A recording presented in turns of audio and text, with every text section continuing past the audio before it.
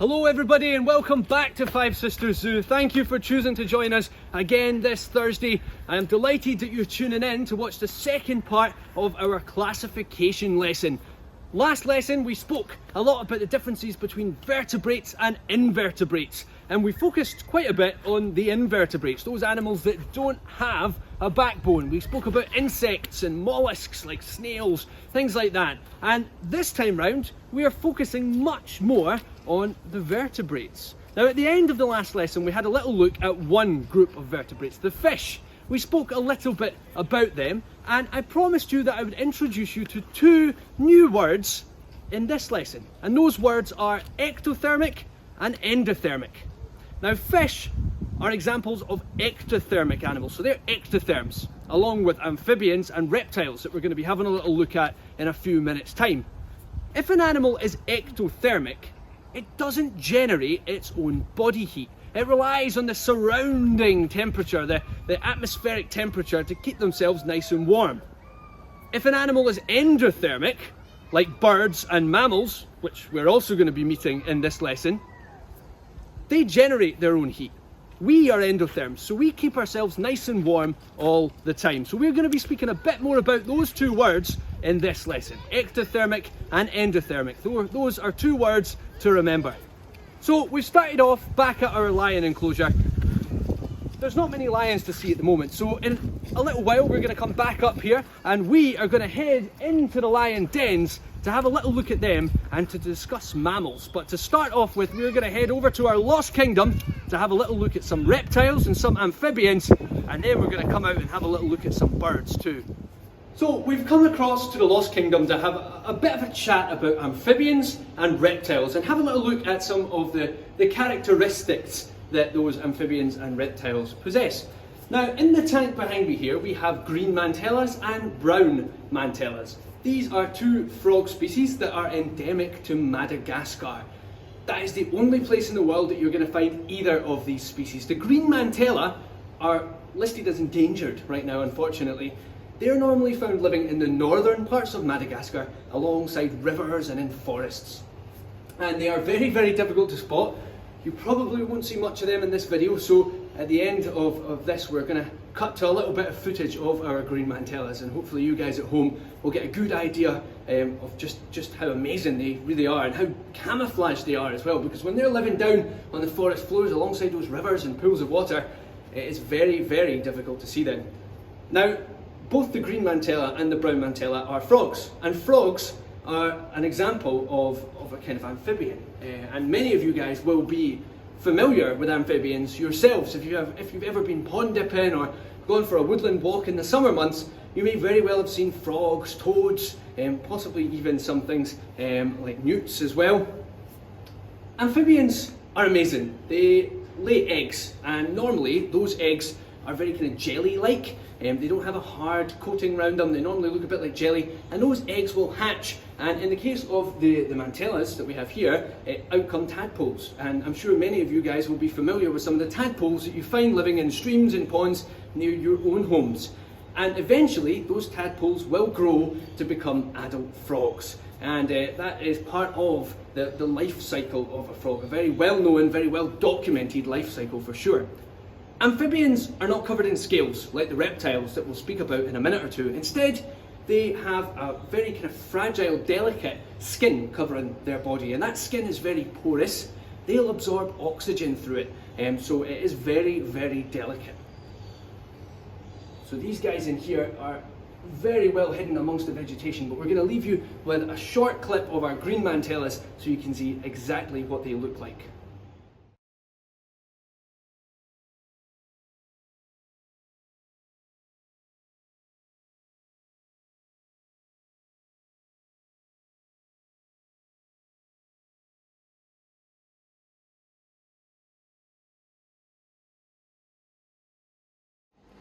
So, you'll remember at the start of our lesson today we mentioned two words, ectothermic and endothermic, and we spoke a little bit about what each of those words meant. And amphibians, like the ones that we have just had a little look at, those mantellas, and the reptiles that we are about to focus on, are both examples of ectothermic groups of animals. So they are ectotherms. That means they don't generate their own body heat, they rely on external heat to keep themselves nice and warm. So, what is the difference between an amphibian and a reptile then? So, there are a few differences. Obviously, we spoke about amphibians being covered in that kind of skin, that smooth skin that's very porous. Reptiles are generally covered in scales instead, and we've actually got a little bit of a snake shed here, and you can probably see some of the kind of markings there. That is the scales that they're covered with. And in a few minutes time we're going to see another example of a slightly larger snake up close, and hopefully you'll be able to spot the scales on that individual's body too. And these scales are made out of something called keratin.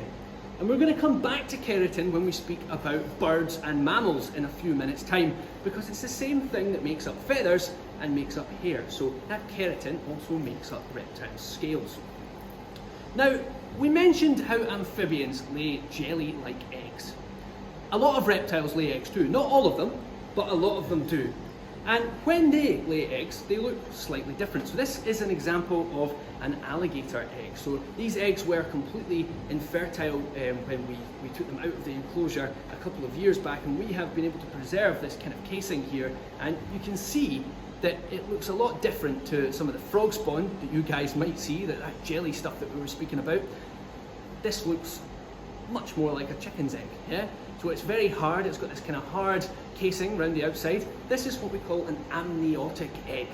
So reptiles, birds, and some mammals are capable of producing these amniotic or waterproof eggs. So their eggs are not like jelly like the amphibians, instead they are what we call amniotic eggs. So that is 3 things worth remembering about a reptile. They are ectothermic.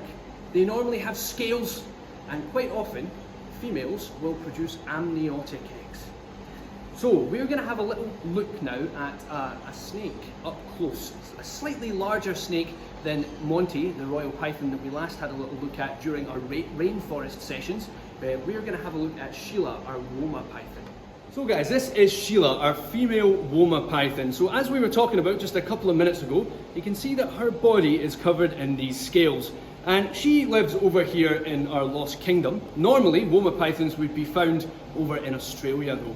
And like all snakes, she is what we call an ectotherm. So she's ectothermic.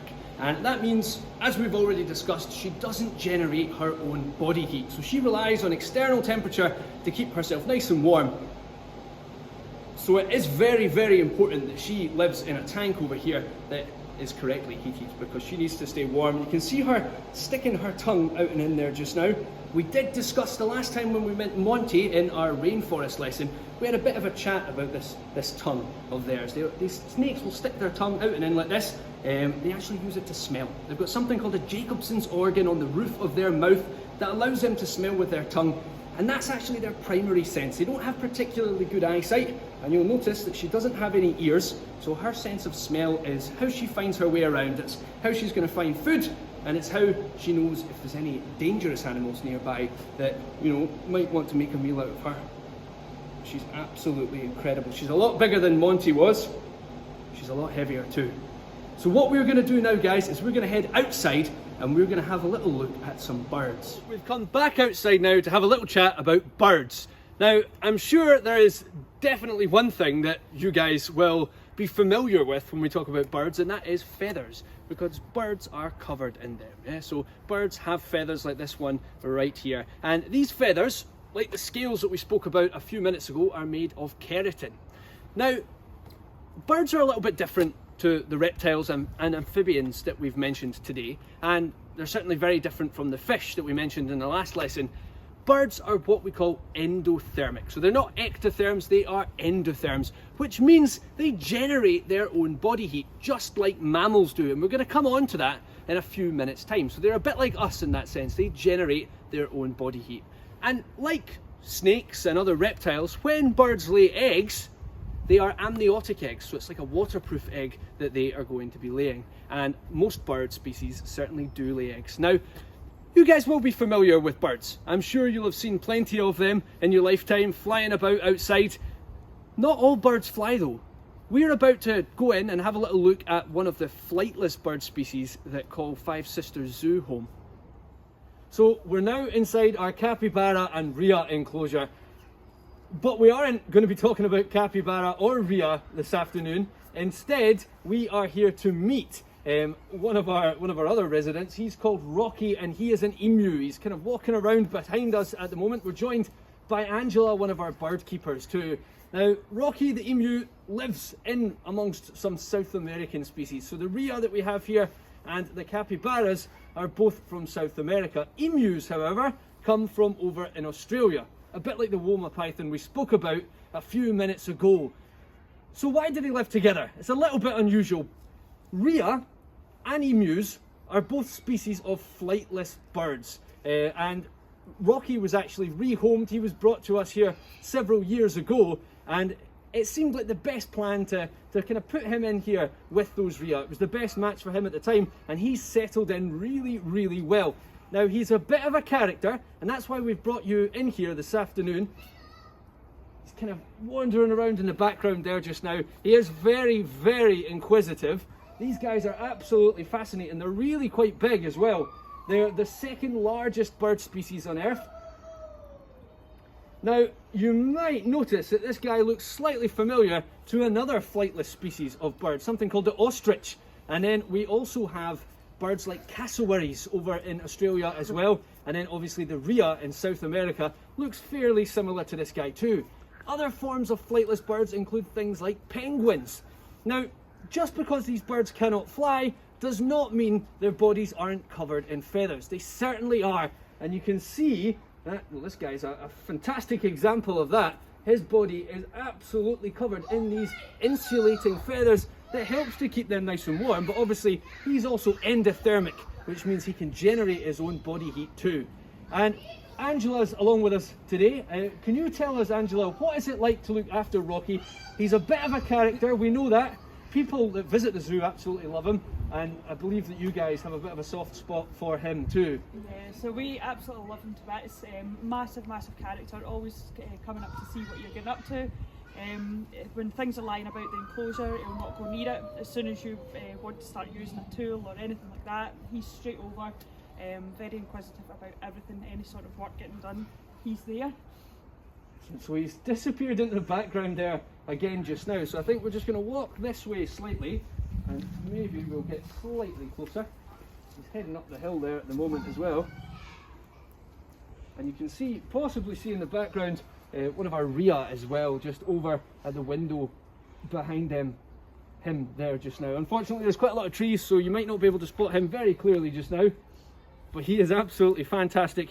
In fact, while we've been filming this short clip for you guys, he's circled us a few times. I think he got quite close to the camera at one point. He is very inquisitive about cameras. He likes to have a little peck at them from time to time, but thankfully he hasn't done that today. So what we're going to do now, guys, is we're going to head out of our emu enclosure, and capybara and rhea enclosure, sorry, that's also featuring an emu, and we are going to head up, well, back up towards our lions.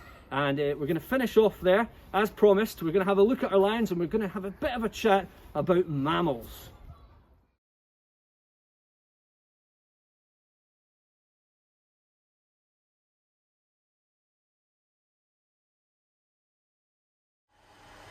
So guys, we are so very lucky. Today we are in our lion house now to have a look at that last group of vertebrates that we haven't spoken much about yet, the mammals. And we are joined here by our 4 lions.